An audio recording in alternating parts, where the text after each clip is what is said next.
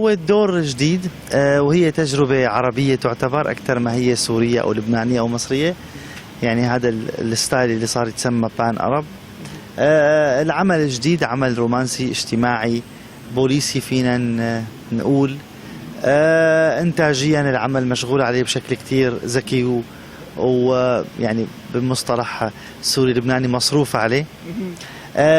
تجربة أولى للمخرج وليد ناصيف، واللي هو حقيقة عم يعمل شيء متميز وجديد.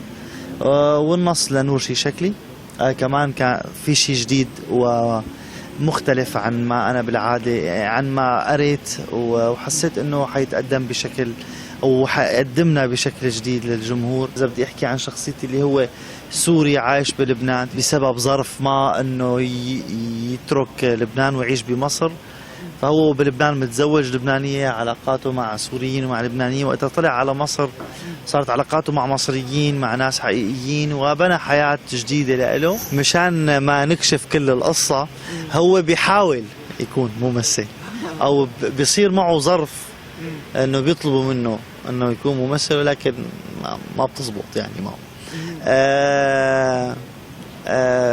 فمشان هيك تعمل لك انه الدور بمر بتقلبات على صعيد الكاركتر الخارجي يعني، وعلى صعيد على الصعيد الداخلي بسبب مشاكله اللي بتصير معه. فنحن بنشوفه بعدة مواقف وعدة حالات وعدة ظروف هي اللي بتصير بتتحكم بكل مسيرة حياته. العشق يختلف عن الحب، ويختلف عن الخيانة، ويختلف عن الزواج. يعني انت تعشق حدا بس ما بدك تتزوجه.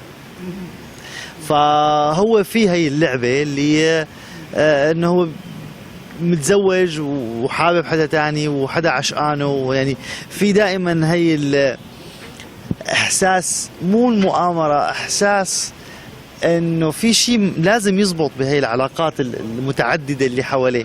فمشان هيك صار ينطرح بالصحافة انه 5 نساء عم تحاول تقتله. هو هذا الشيء من تفاصيل القصة، ولكن ليست هي القصة الأساسية.